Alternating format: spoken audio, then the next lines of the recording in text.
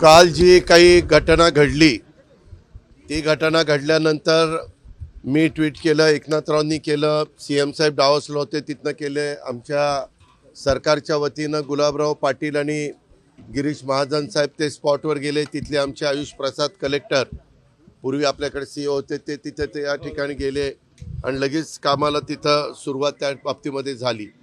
आपल्याला हे माहिती आहे की ह्या घटना अतिशय दुर्दैवी आहेत, परंतु तिथं माहिती घेतल्यानंतर असं लक्षात आलं की उदल कुमार हा 30 वर्षाचा राहणार भिंगा, जिल्हा श्रवस्ती, राज्य उत्तर प्रदेश, हे लखनौ ते मुंबई ही पुष्पक एक्सप्रेस जी गाडी आहे तिथं 21 जानेवारीला ते 9:25 मुंबई येथे पहिल्यांदाच रोजगार मिळवण्याच्या करता, जसं मुंबईमध्ये अनेक जण रोजगाराच्या निमित्तानं येतात तसे हे उदल कुमार निघालेले होते. त्यांच्यासोबत त्यांच्या पत्नीचे भाऊ विजय कुमार हा देखील होता.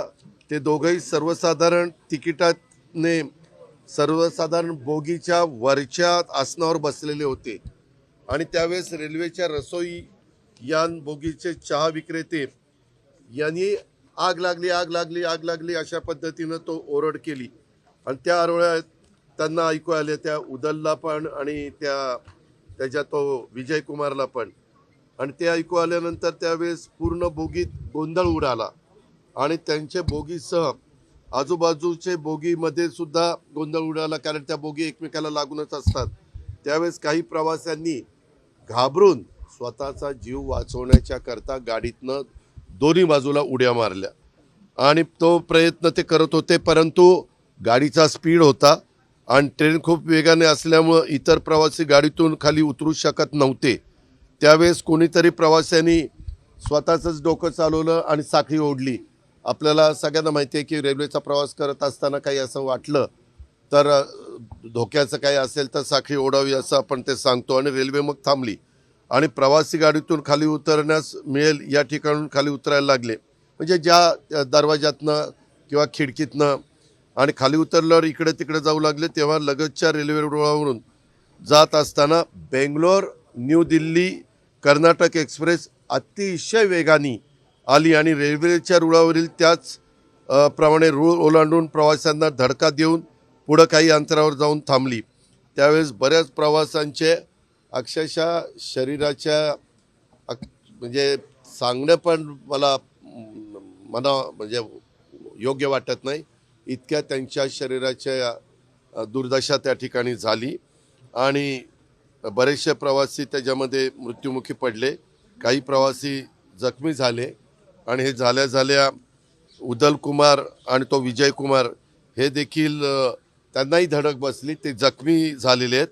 उदल कुमार आणि विजय कुमार यांचा शोध घेत असताना 6 ते 7 प्रवासी मयत झाल्याने त्यांनी स्वतःच बघितले. त्याप्रमाणे झालेली घटना ही आहे. आत्तापर्यंत 13 लोक मयत झालेले आहेत, 10 लोकांची ओळख पटलेली आहे, 10 जणांची पूर्ण बॉडी मिळालेली आहे. 3 मध्ये थोडं शरीराच्या म्हणजे शरीर त्यांचं एक नाही आहे, त्याचे गाडी अंगावरून गेल्यामुळं त्याचे तुकडे त्या ठिकाणी झालेले आहेत. त्याच्यात 1 पुरुष आणि 2 महिला आहेत आणि जखमी 10 आहेत, त्याच्यात 8 पुरुष आणि 2 महिला आहेत.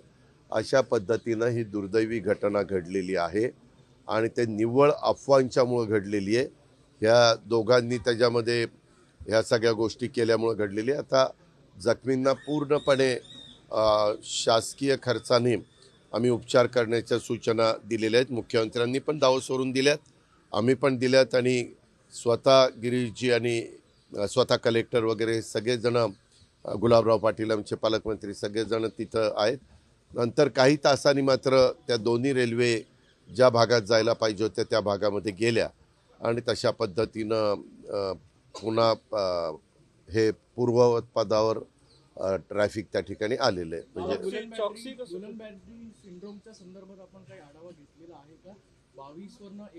त्यामध्ये आत्ता आढावा घेतलेला आहे. काल माझी आढावा बैठक ह्याची चाललेली आहे, कशाची, डिपार्टमेंट वाईज.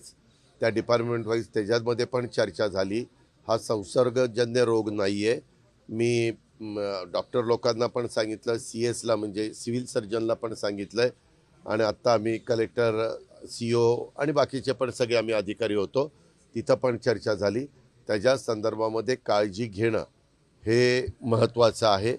त्याच्यावर बरीच वेगवेगळ्या प्रकारची चर्चा पण होती, अफवा पण होती. मी म्हणलं की तुम्ही एक प्रेस नोट काढा आणि ती प्रेस नोट प्रेसला पण विनंती करा, इलेक्ट्रॉनिक अँड प्रिंटला, आणि ती प्रेस नोट त्या ठिकाणी द्या. म्हणजे एक घबराटीचं वातावरण आपल्याला नागरिकांच्या मध्ये पाहायला मिळतं. ते घबराटीचं वातावरण राहणार नाही. एक गोष्ट खरी आहे, संख्या 33-34 होती, ती आता जवळपास 59पर्यंत त्या ठिकाणी पोहोचलेली आहे. आणि बहुतेक जण पुण्यातच वेगवेगळ्या हॉस्पिटलमध्ये ते ॲडमिट आहेत, त्यांच्यावर उपचार चालू आहेत.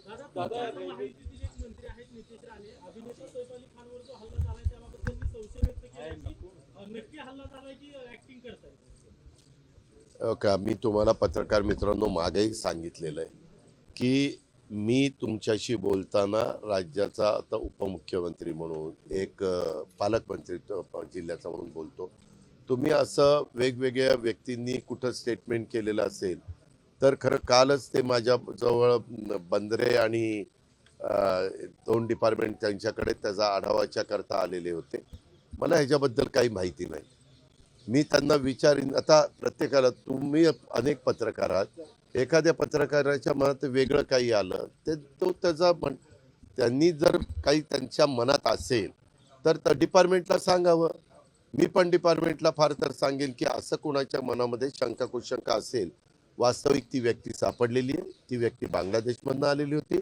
ती एका मुंबईच्या बद्दल आकर्षण बहुतेक सगळ्यांना असतं, आजूबाजूच्या देशातल्या पण काही लोकांना ते आहे आणि त्या निमित्तानं ते आलेले होते. परंतु मुंबई एकंदरीत बघितल्यानंतर त्याला परत त्याच्या बांगलादेशला जायचं होतं, म्हणून त्याला 50,000ची गरज होती, पण मागताना त्याने 1 कोटी मागितले. हे सगळं मीडियाच्या पुढं आमच्या पोलीस खात्याने सांगितलेलं आहे. आणि जे काही आत्तापर्यंतची माहिती आहे त्यामध्ये अजून तरी तसा क्लू मिळालेला नाही आहे.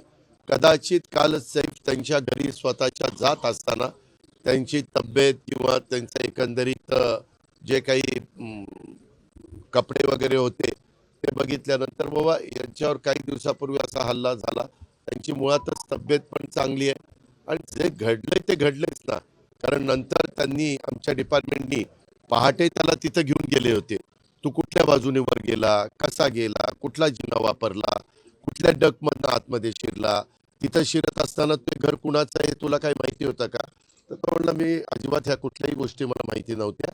मला एवढंच माहिती होतं ह्या सगळ्या भागामध्ये एक श्रीमंत वर्ग राहतो, अनेक ॲक्टर, ॲक्ट्रेस, निर्माता, त्याच्यामध्ये दिग्दर्शक, अशा वेगवेगळ्या क्षेत्रातले लोक तिथं राहतात. अशा पद्धतीनं तो गेलेला होता. त्याच्यामुळं मला हे तुम्ही विचारल्यानंतरच कळलं, मला काही माहिती नाही. माझी आता पुढच्या मीटिंग असल्यामुळे मी निघतो. आम्हाला एक एक अरे थांब ना बाबा, आता हे लालपरी काढतोय, तो बांगलादेश काढतोय, एक विचार नाही. एक आता अजून आमच्या पुढं तसा प्रकारचा प्रस्ताव आलेला नाही. परंतु एक गोष्ट खरी आहे, लालपरी म्हणू नको, आपले ST म्हण, कशाला लालपरी तांबडीपरी म्हणतोय. त्या STच्या बसेस ज्या आपल्या महामंडळाच्या आहेत त्यामध्ये आम्ही, प्रताप सरनाईक असतील, देवेंद्रजी असतील, एकनाथराव असतील, आम्ही सगळ्यांनी चांगल्या बसेस पुरवण्याच्या संदर्भामध्ये पहिलं आपल्याला कटाक्षाने प्रयत्न करावा लागेल. जर उद्याच्याला काही भाडेवाढ करायची म्हटलं आणि बसेस जर खराब असतील तर लोक म्हणतील बसेस खराब आहेत आणि कशाची भाडेवाढ करताय. तर आम्ही चर्चा करू आणि त्याच्यातनं योग्य मार्ग काढण्याचा प्रयत्न करू.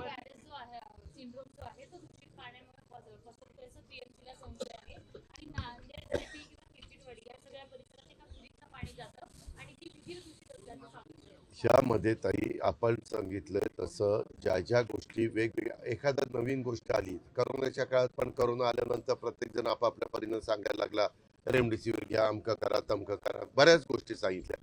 नंतर सिद्ध झालं की या सगळ्या चुकीच्या होत्या, वेगळं काही करायला पाहिजे होतं. वॅक्सिन निघाल्यानंतर नाही का ह्या गोष्टी आल्या. तसं ह्याही संदर्भामध्ये हा एक नवीन आजार आलेला आहे. त्याबद्दल प्रत्येकजण आपापल्या परीनं सांगते. पण काल आढावा घेत असताना संबंधित खात्याचे मंत्री प्रकाश आंबेडकर साहेब पण माझ्याबरोबर होते, सचिव महोदय पण होते. त्या सगळ्यांनी सांगितलं की या संदर्भामध्ये घाबरून जाण्याचं कारण नाही आणि त्याची खबरदारी आपण घेतोय, लोकांना जागृत करण्याचा प्रयत्न करतोय.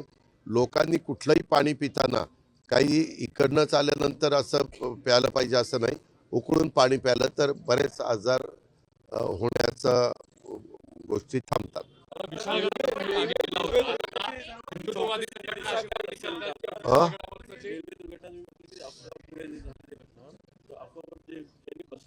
सांगितलं ना, त्याच्यामध्ये ते दोघंही, ऐका ना, उदल कुमार आणि विजय कुमार हे दोघं जखमी आहेत.